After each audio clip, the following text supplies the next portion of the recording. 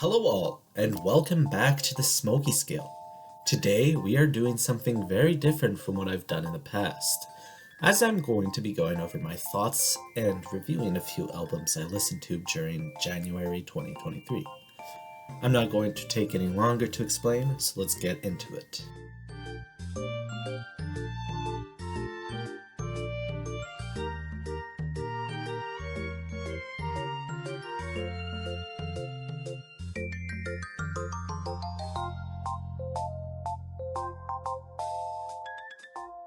If there is one way to sum up this album, it's that it is very mediocre and sometimes even outright bad. It starts off with a little title track that I thought was actually pretty decent and had some great production and vocals from Trippy, and then afterwards it quickly falls off. Nightcrawler ended up being one of the best on the album, if not the best, with a post-mortem Juice World feature, which I enjoyed quite a lot even if I don't come back to it a ton.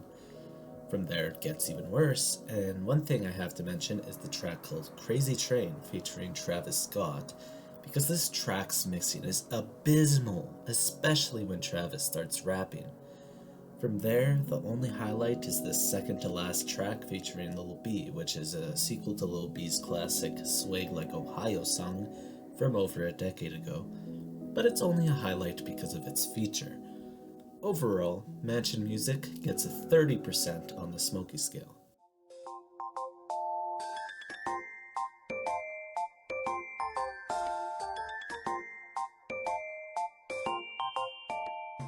It is such an unbelievable slog. There is no need for a Young Boy album to have 30 tracks in total. Absolutely none. While it has some decent highlights, nothing here ever becomes interesting or even hits the mid-mark. It is just an absolutely, completely useless album, and there has been so much better from him. The album gets a 20% on the Smokey scale.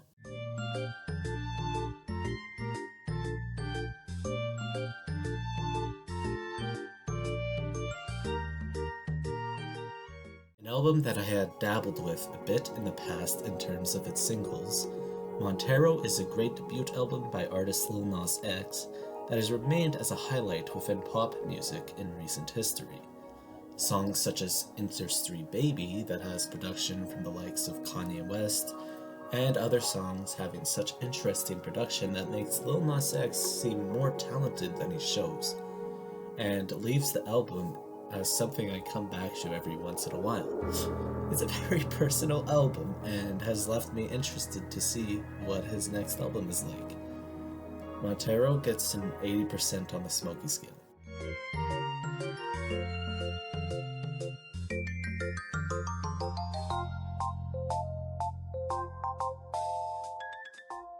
I had heard of Kali Uchis back with Tyler the Creator's albums such as Flower Boy and Cherry Bomb, so I wanted to delve deeper into who exactly this person is. It turns out Isolation was a great R&B album. While it does suffer from having some filler, it also has some amazing songs such as After the Storm and Feel Like a Fool, with some amazing performances from Kali Uchis and the features on it. This is a great debut album from Kali Uchis, but it has too much filler for me to consider it excellent. Overall, it gets a 75% on the Smokey scale.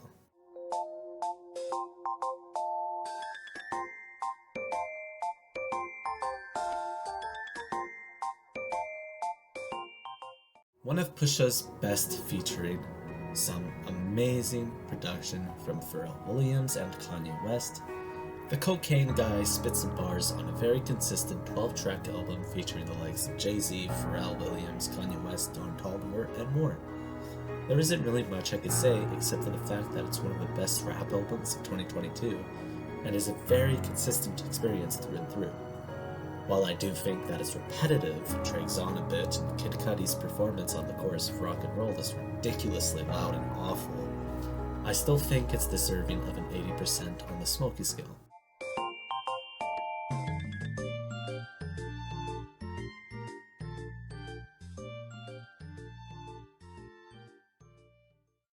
For For the final selection on the January 2023 Rewind, I picked Lil Yachty's Big Left Turn album titled Let's Start Here, featuring some amazing psychedelic rock production and Yachty's best works ever, with an amazing intro which is called The Black Seminole, to great deep cuts that can be found on the album, but with a little bit of staggering around the middle.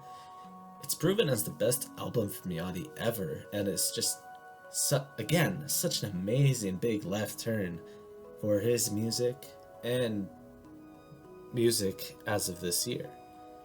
Let's Start Here gets a 90% on the Smokey scale. Well, that seems to be all there is to talk about.